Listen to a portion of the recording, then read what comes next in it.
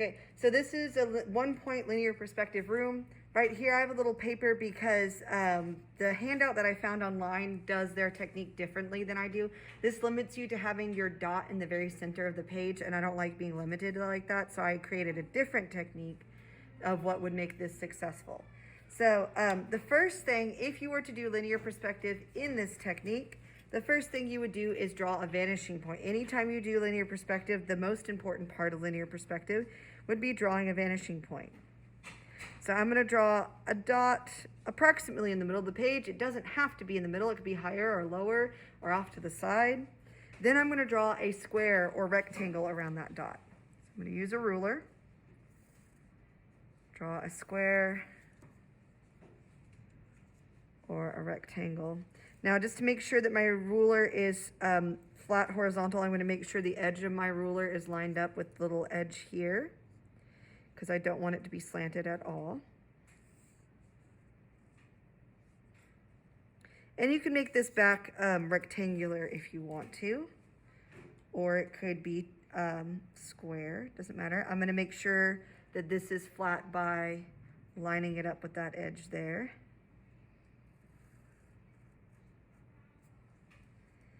Now the hardest thing about linear perspective is that you have to use a ruler on like every single line. There's a lot of ruler work in linear perspective. Now to make the corners of my room, I have to line up the dot, and then I have to line up the corner here, but I don't have to worry about lining up the corner over here. That's why in this little example up here, I have these circled and these X'd through. So to draw the corners of my room, I'm going to touch the dot. I'm going to touch the corner here, but it doesn't matter if it touches the corner of the edge of the page there. And then I'm going to lightly draw it here, but once I get to the corner, I'm going to press harder.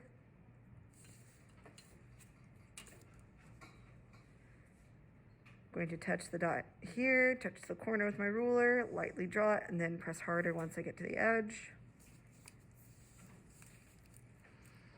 Dot, corner, draw off the edge, dot, corner, so the dot in the corner on the inside here. I'm going to draw it off the edge. So there I have a room, and I can start adding stuff to the room. Now, in the example here, it has a door being started. They're going to start drawing a door up here. So the first thing, I'm going to draw a door on this wall just like they have it up there, but my room's not as square, but that's fine. The first thing you have to do is draw a vertical line. I'm going to make sure it's nice and vertical by lining up the edge of my ruler with the edge of my page here. Nice vertical line, however tall you want your door. Then the top of the door will slant to the dot. So I'm going to line up the top of the door, and then I'm going to slant it to the dot. You can go all the way, but I'm going to just go part of the way, however wide I want my door. And then I'm going to draw another vertical line down to end my door. Now, if I wanted a door frame, which they do have, I can repeat it. I'm going to repeat it on the outside, just a little bit taller. And make that go towards the dot. The top and the bottom of anything on the walls will go to the dot. I want it just a little bit wider. Let me line that back up. Then the door.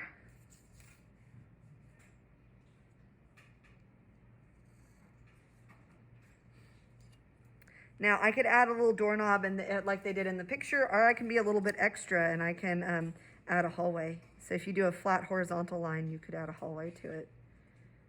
Or you can just add a little doorknob if that's what you want to do.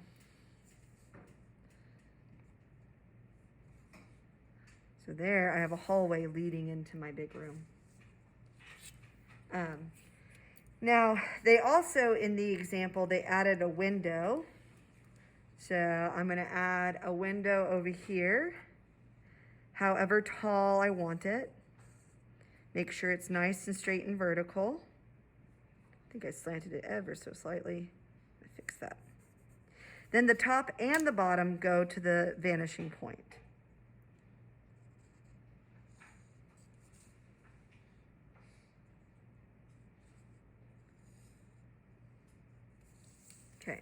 then I can end it with another vertical line. So if this line is vertical, I can end this object. This is also kind of how you would draw a flat screen TV.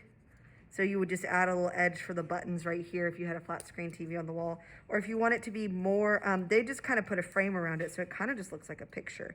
So I'm going to draw something that's ever so slightly wider than this, still going to the vanishing point at the top and the bottom.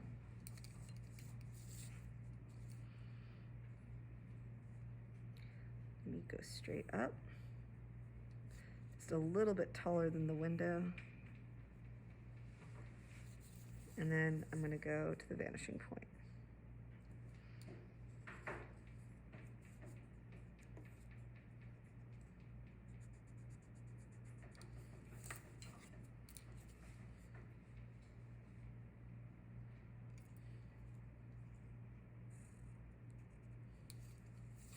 And that would be how you did like a picture frame on the wall.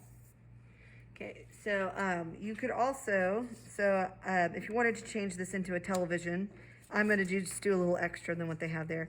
You can add the buttons onto the side by drawing a flat horizontal line here, a flat horizontal line at the top, and then a straight vertical line. This makes it look like it sticks out of the wall. And there you could have like your little buttons to turn it on and off if you wanted to. So there's not much difference between a flat screen TV and a window and a picture frame.